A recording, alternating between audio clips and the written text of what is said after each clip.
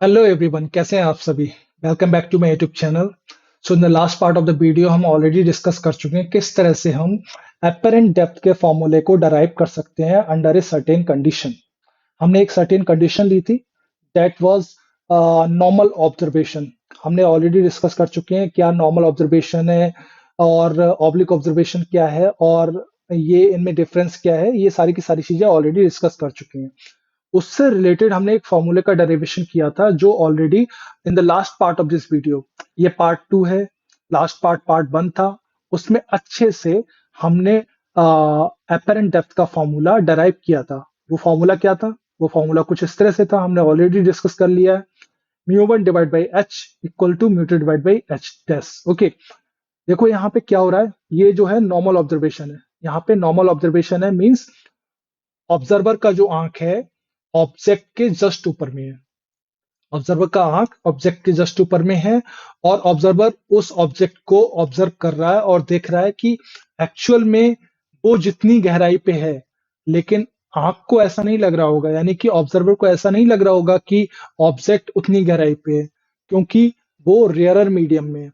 यानी कि observer rarer medium में है, तो अपेरेंट डेप्थ जो होगा एक्चुअली में कम होगा।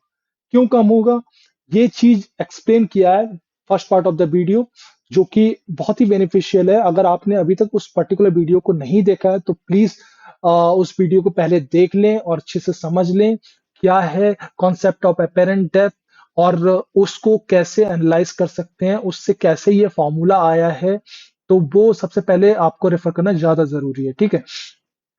तो उसका लिंक मैं डिस्क्रिप्शन बॉक्स में डाल दूंगा, आप उसको देख लेना। So without getting any delay let's get started. Okay, so एक रिक्वेस्ट गाइज, अगर आपने इस चैनल को अगर सब्सक्राइब नहीं किया तो प्लीज इस चैनल को सब्सक्राइब कर दीजिए, बिकॉज इस तरह के अमेजिंग कंटेंट को हम इस पर्टिकुलर चैनल पे डालते रहते हैं, ठीक है। अभी हमने क्या स्टार्ट किया है, हमने एक बेसिक सा कॉन्सेप्ट स्टार्ट किया, that is called concept of apparent depth. देखने में छोटा टॉपिक है लेकिन इससे बहुत ही अच्छे अच्छे क्वेश्चंस बनते हैं as per as board exam is concern, JEE mains and JEE advance की बात करें या फिर नीट एग्जाम की बात करें, ठीक है। तो ये सारी चीजें अपने को समझ में आना चाहिए किस तरह से हम अप्रोच कर सकते हैं, ठीक है। हमने फॉर्मूला ऑलरेडी देख लिया, फॉर्मूला इस तरह से तो कुछ था। यहाँ पे देखा था एक ऐसा मीडियम है जिसका रिफ्रैक्टिव इंडेक्स कम है, ये रेयरर मीडियम है, ये डेंसर मीडियम है, ये हम ऑलरेडी डिस्कस कर चुके हैं। इसका हाई डेंसिटी है, इसका लोअर डेंसिटी, तभी तो ये लिक्विड ऊपर में है, ठीक है ना। ये वाला लिक्विड ऊपर में है, ये लिक्विड नीचे में है, क्योंकि ये वाला लिक्विड लो डेंस है, ये हायर डेंस है। तो ये क्लियरली मेंशन्ड है, तो इसका रिफ्रैक्टिव इंडेक्स भी ज्यादा होगा। क्यों ज्यादा होगा, ये सिंपल सा चीज है। सोचो, कोई लिक्विड अगर ज्यादा डेंस है तो इसका मतलब क्या है, उसके पार्टिकल्स बहुत ज्यादा ज्यादा पास होंगे। इसका मतलब क्या है, उसमें से अगर कोई लाइट रे पास होगी तो वो लाइट रे जो होगी उस लिक्विड के पार्टिकल्स से जो कि ज्यादा डेंसर हैं, ज्यादा ऑब्स्टिकल खाएगी। तो इसका मतलब क्या है, उसका रिफ्रैक्टिव इंडेक्स भी ज्यादा रहा होगा। इसका मतलब ये है कि रिफ्रैक्टिव इंडेक्स एंड जो डेंसिटी ऑफ द लिक्विड है सेम प्रोपोर्शन में बढ़ते हैं। आई मीन जिसका डेंसिटी ज्यादा होगा उसका रिफ्रैक्टिव इंडेक्स भी ज्यादा होगा। तो क्लियर है, ये चीज अभी तक कोई भी इश्यू नहीं होना चाहिए, ये चीज हमने ऑलरेडी डिस्कस कर चुके हैं, ठीक है। तो यहां से हमने फॉर्मूला ड्राइव किया था कुछ इस तरह से था, H dash equal to mu observer.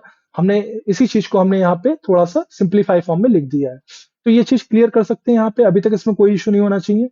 अब यहां से हमको ये समझना है कि म्यू ऑब्जर्वर, यहाँ पे बात कर रहे हैं म्यू ऑब्जर्वर, और यहाँ पे म्यू ऑब्जर्वर डिवाइडेड बाई, अगर बात करें म्यू ऑब्जेक्ट की बात करें तो ये क्या है, एक्चुअली में लेस देन 1 है। ये तो क्लियर है, क्योंकि ऑब्जर्वर जिस मीडियम में जिसका रिफ्रैक्टिव इंडेक्स क्या है, म्यू 2, जो कि कम है। तो इसका मतलब क्या हो जाएगा, एच डैश जो हो जाएगा that is going to be H. ये चीज हमने already mention first part of the video में मेंशन कर चुके हैं। अगर कोई ऑब्जर्वर रेयरर मीडियम से एक ऑब्जेक्ट को देख रहा है जो कि डेंसर मीडियम में रखा हुआ है, तो उस केस में क्या होगा, उस केस में अपेरेंट डेप्थ होगा एक्चुअली में कम होगा, H dash is going to be less than H. Okay, तो ये चीज हम ऑलरेडी डिस्कस कर चुके हैं। चलो आगे बढ़ते हैं, तो देख लेते हैं थोड़ा सा।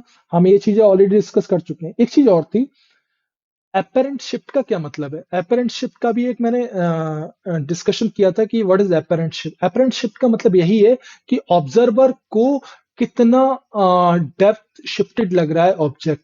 ओके, जब वो किसी मीडियम से दूसरे मीडियम से देख रहा है ऑब्जेक्ट को, तो हो क्या रहा है, पहले ऑब्जेक्ट यहाँ पे था, लेकिन ऑब्जर्वर को तो ऐसा लग रहा होगा कि ऑब्जेक्ट यहाँ पे है।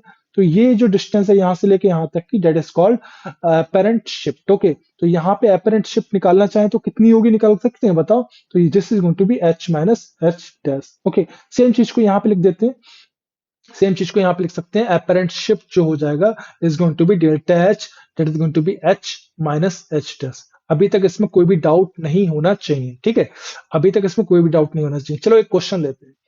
अब इस क्वेश्चन की हेल्प से ही हम एक ट्रिक का इजाद करने वाले हैं जो कि बहुत ही ज्यादा बेनिफिशियल होने वाली है। वो ट्रिक क्या है, देख लेते हैं यहाँ पे। देखो एक क्वेश्चन है, कुछ इस तरह से, देखो ऑब्जर्व करो इस क्वेश्चन को। इसमें क्या है, एक ऑब्जेक्ट है जो कि यहाँ पे रखा हुआ है एक ऐसे लिक्विड में जिसका रिफ्रैक्टिव इंडेक्स म्यू 3 है। ये हायर डेंस लिक्विड है, और ये सबसे लोअर डेंस लिक्विड यानी जिसका रिफ्रैक्टिव इंडेक्स सबसे कम है वो है ये, ठीक है।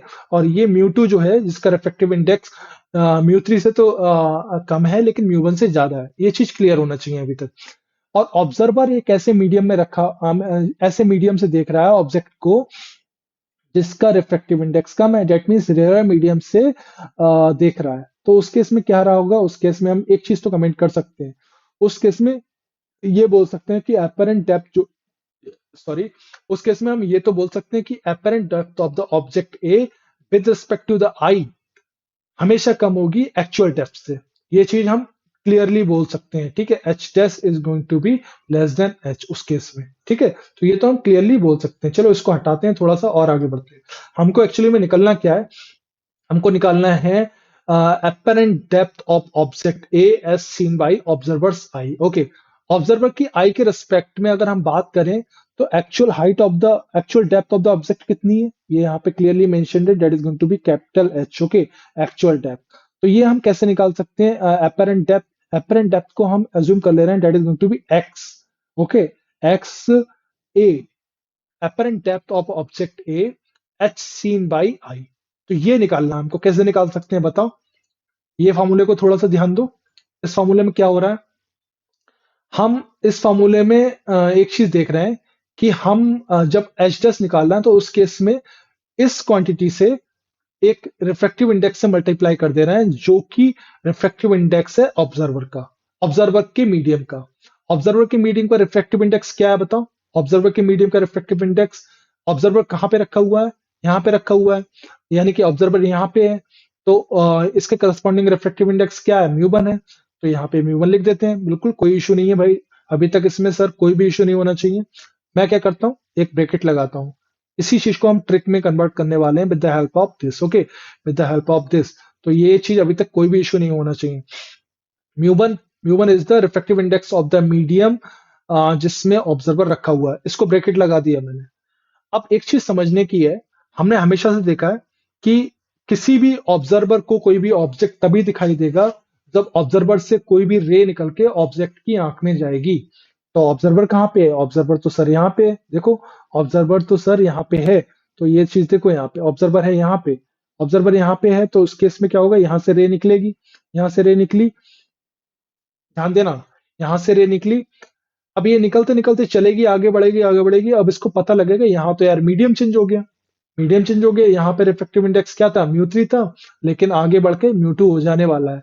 तो जब एक ही मीडियम में चलते चलते जब यहाँ पे पहुंचेगी तो उसके केस में करस्पॉन्डिंग ये वाला फैक्टर क्या होने वाला है, पहले ये बताओ। उसके करस्पॉन्डिंग ये वाला फैक्टर क्या होने वाला है, ये बताना है। ये कैसे निकाल सकते हैं बताओ। तो ये एक्चुअली में क्या फैक्टर है, H divided by mu object. H क्या, रियल डेप्थ। इसके करस्पॉन्डिंग रियल डेप्थ क्या हो जाएगी बताओ, रियल डेप्थ हमारी H1 हो जाएगी। इसके करस्पॉन्डिंग रिफ्रैक्टिव इंडेक्स क्या हो जाएगा ऑब्जेक्ट का, आई मीन ऑब्जेक्ट का रिफ्रैक्टिव इंडेक्स क्या हो जाएगा, आई मीन वो क्या हो जाएगा बताओ, म्यू 3 हो जाएगा। तो ये हो जाएगा म्यू 3। अभी तक इसमें कोई भी इश्यू नहीं होना चाहिए। और आगे बढ़ते हैं। रे तो यहाँ पे पहुंच गई। अब रे पहुंची, आगे बढ़ी, आगे बढ़ने के बाद में यहाँ पे क्लियरली हम मेंशन कर सकते हैं कि ये ट्रिक है, ठीक है ना। हम सिंपल तरीके से इस फॉर्मूले को यूज करने जाएंगे ना तो ये बहुत कॉम्प्लिकेटेड क्वेश्चन हो जाने वाला है। हम यहाँ पे ट्रिक का इस्तेमाल करने वाले हैं। हमने फॉर्मूला ड्राइव कर लिया, कोई इशू नहीं है। यहाँ पे मैंने क्या किया, refractive index of the medium जिसमें ऑब्जर्वर रखा हुआ है उसके रिफ्रैक्टिव इंडेक्स से यहाँ पे मल्टीप्लाई कर दिया, ब्रैकेट बाहर कर दिया और h1 divide by mu three कर दिया, प्लस में किया। उसके बाद में रे आगे बढ़ी, रे आगे बढ़ने के बाद में क्या हुआ, यहाँ तक पहुंचेगी, यहाँ तक, क्योंकि फिर मीडियम चेंज हो जाने वाला है। इसके corresponding h divide by mu factor क्या होगा, रियल डेप्थ h2 हो जाएगी इस लिक्विड कॉलम की, तो ये h2। इसके करस्पॉन्डिंग रिफ्रैक्टिव इंडेक्स क्या है बताओ, इसके करस्पॉन्डिंग रिफ्रैक्टिव इंडेक्स हमारा ये है, तो ये हो जाएगा म्यू2। ओके, अभी तक इसमें कोई भी इश्यू नहीं होना चाहिए। और आगे बढ़े, रे यहाँ पे पहुंच गई, रे यहाँ पे पहुंचने के बाद में और आगे बढ़ेगी, ठीक है। और आगे बढ़ेगी तो उस केस में क्या, ये एल का कोई मतलब नहीं है, ये L just last part of the video से कॉपी हो गया, तो इसमें कोई मतलब नहीं है, ठीक है ना, तो इसको इग्नोर करना। तो ये रे यहाँ तक पहुंच चुकी है। अगला पार्ट क्या होगा, अगला पार्ट हमारा ये होने वाला है कुछ इस तरह से, H divide by mu factor क्या हो जाने वाले है, इसका लिक्विड कॉलम कितना है, इस ऑब्जर्वर की आंख से इस यहाँ से जो चेंज हुआ है रिफ्रैक्टिव इंडेक्स, यहाँ से यहाँ तक का हाइट कितना हुआ है, तो that is going to be h3। Okay, h3 हमारा रियल डेप्थ हो जाएगा और उसके करस्पॉन्डिंग रिफ्रैक्टिव इंडेक्स क्या हो जाएगा, म्यू1। तो इसमें अभी तक कोई भी इश्यू नहीं होना चाहिए। ये एक्चुअली में हमारा निकल के आ जाएगा apparent depth of the object A as seen by E। Okay, same चीज देखो, सेम चीज देखने वाली बात है। मैं इसी चीज को मैं आई मीन डायरेक्ट फॉर्मूले के फॉर्म में लिख दे रहा हूँ, ठीक है। इसको क्लियर करता हूँ थोड़ा सा मैं, और आगे लिखते हैं कुछ इस तरह से हमने लिखा था अभी, ठीक है ना, वही चीज लिख दिया है मैंने यहाँ पे। x a divided by e is going to be mu1। mu1 is the refractive index of the medium जिसमें ऑब्जेक्ट आई मीन ऑब्जर्वर बैठा है और ऑब्जेक्ट को देख रहा है, और उसके करस्पॉन्डिंग यहाँ से रे निकलेगी, आगे जाएगी, देख सकते हैं h1। इसके corresponding h divide by mu factor क्या हो जाएगा, h1 divide by mu three, h1 divide by mu three, ठीक है ना। और आगे बढ़े, रे और आगे बढ़ेगी यहाँ पे क्योंकि मीडियम चेंज हुआ, इससे corresponding h2 divide by mu two, तो ये और आगे बढ़े, यहाँ पे मीडियम चेंज हो जाएगा h3 divide by mu one. देखो h3 divide by mu one, तो ये चीज क्लियर समझ में आनी चाहिए। क्लियर, कोई भी डाउट नहीं होना चाहिए अभी तक। अब एक चीज देखो, यहाँ पे एपरेंट शिफ्ट कैसे निकाल सकते हैं, तो एपरेंट शिफ्ट हमारा कुछ इस तरह से हो जाएगा, डेल्टा एच मान सकते हैं एपरेंट शिफ्ट। तो एपरेंट शिफ्ट जो हो जाएगा, मुझे ऑलरेडी डिस्कस कर दिया है यहाँ पे, एक्स ए जो होगा that is going to be less than H.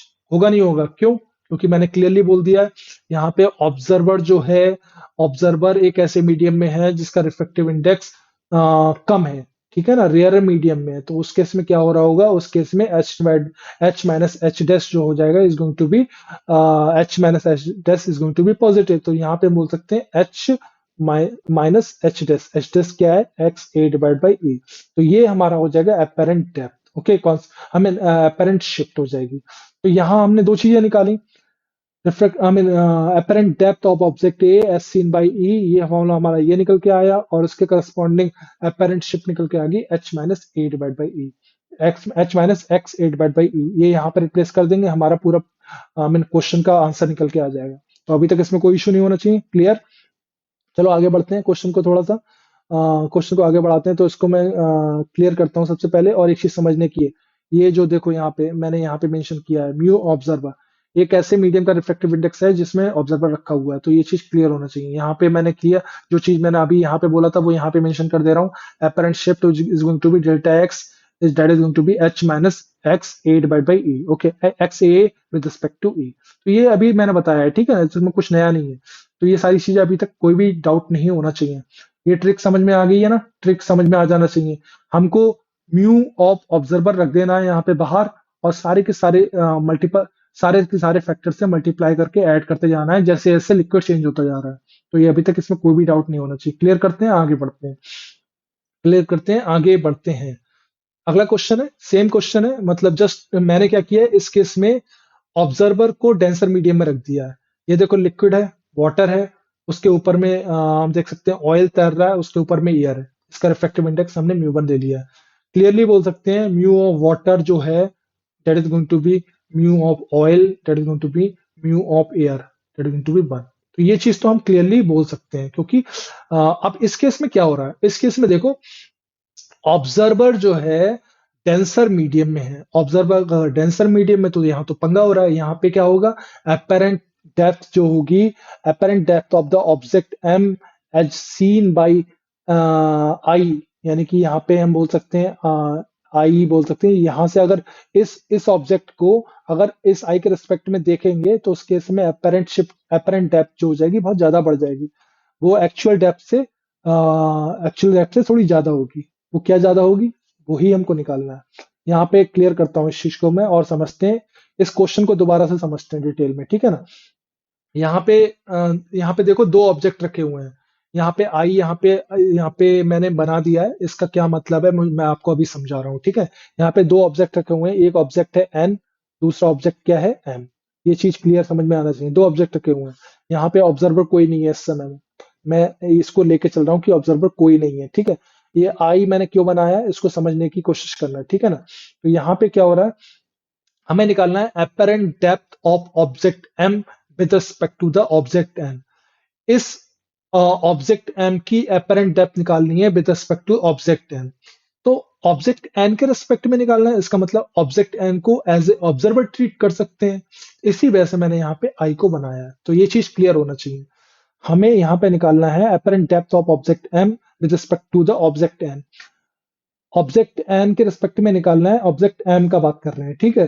तो ऑब्जेक्ट एन कहाँ रखा हुआ है, एक ऐसे मीडियम है जिसका रिफ्रैक्टिव इंडेक्स ज्यादा है। इसका मतलब क्या है, ये जो निकल के आएगी, ये जो डेप्थ निकल के आने वाली है, that is going to be X of M with respect to N. ये जो होगी एक्चुअल डेप्थ से ज्यादा होने वाली है। क्यों ज्यादा होने वाली है, मैंने इसकी वजह से क्लियरली बता दिया, क्योंकि इस केस में ऑब्जर्वर जो है वो ऐसे मीडियम में है जिसका रिफ्रैक्टिव इंडेक्स थोड़ा सा ज्यादा है। थोड़ा ज्यादा नहीं है, बहुत ज्यादा है, ठीक है। जो भी है मतलब एक बोल सकते हैं कि ज्यादा है, ठीक है ना। तो इस चीज को क्लियर करते हैं और आगे बढ़ते हैं। तो यहाँ पे हम ट्रीट कर सकते हैं ऑब्जेक्ट एन को एज ए ऑब्जर्वर। तो यहाँ पे मैंने ऑब्जर्वर को एज ए ऑब्जेक्ट एन को एज ए ऑब्जर्वर ट्रीट कर लिया हूं। अब मैं क्या करने वाला हूं, अब मैं इसको निकालते हैं। कैसे निकाल सकते हैं, X of object M with respect to N कैसे निकाल सकते हैं। विद रिस्पेक्ट टू एन यानी कि एन ऑब्जर्वर ऑब्जर्वर किस मीडियम में रखा हुआ है, इस मीडियम में रखा हुआ है, इस मीडियम में रखा हुआ है। इस मीडियम का रिफ्रैक्टिव इंडेक्स क्या है सर, तो ये हो जाएगा ये mu water. Okay, mu water. अब हम वही सिंपल चीज जो लॉजिक लगा रहे थे अभी, यहां से रे निकलेगी, इधर जाएगी, इससे करस्पॉन्डिंग लिक्विड कॉलम का डेप्थ कितना हो जाएगा, क्योंकि सेम मीडियम तक यहां तक जाएंगे, ठीक है ना। यहां तक जाएंगे, इसके corresponding H divide by mu का फैक्टर क्या हो जाएगा, H3 divided by mu. Mu क्या है हमारा, 1 हो जाएगा। Refractive index of the year यहाँ पे देख सकते हैं 1 हो जाएगा। और आगे बढ़े, यहां तक पहुंचे, यहाँ पे करस्पॉन्डिंग एक्चुअल डेप्थ क्या हो जाएगी, H2। इसके करस्पॉन्डिंग रिफ्रैक्टिव इंडेक्स क्या हो जाएगा, ऑयल हो जाएगा, जब तक यहाँ पे नहीं पहुंच रही है रे, ठीक है ना। मैं जस्ट समझाने की बात कर रहा हूँ, रे ऐसे नहीं चल रही होगी, ठीक है ना। समझने की कोशिश करना, ये नहीं कि एक्चुअल में विजुलाइज करने लग गए कि यहाँ पर रे ऐसे तो नहीं जाती है सर, आप क्या पढ़ा रहे हो सर। ऐसा नहीं है, मैं जस्ट ट्रिक को एक्सप्लोर करने की कोशिश कर रहा हूँ। आपको ये चीज समझ में आ गई तो बहुत कॉम्प्लिकेटेड क्वेश्चंस को भी आप बहुत ट्रिक आसानी से बहुत इजीली कर सकेंगे, ठीक है। H2 करस्पॉन्डिंग रिफ्रैक्टिव इंडेक्स हो जाएगा म्यू ऑफ ऑयल। और आगे बढ़े यहाँ पे पहुंचे, यहाँ पे पहुंचने के बाद में यहाँ पे देख सकते हैं corresponding H1 divided by refractive index के करस्पॉन्डिंग क्या है, म्यू ऑफ वाटर। और यहाँ पे हमारी रे पहुंच जाएगी, ठीक है। जैसे ही पहुंची वहीं हम स्टॉप कर देंगे, ठीक है ना, समझ में आ गया। तो यही चीज reflect I mean apparent depth of object m with respect to n as with respect to n। यहाँ पे n को मैंने ऑब्जर्वर ट्रीट किया है, तो मतलब ये ऑब्जर्वर का रिफ्लेक्टिव इंडेक्स हो जाएगा। बाकी मल्टीप्लिकेशन जो हमने फॉर्मूला अभी रीड किया ना, यहाँ पे देखो ये फॉर्मूला रीड किया है, यहाँ पे इस फॉर्मूले को ही एक्सप्लोर किया है आगे में, ठीक है ना। तो इसमें अभी तक कोई भी डाउट नहीं होना चाहिए।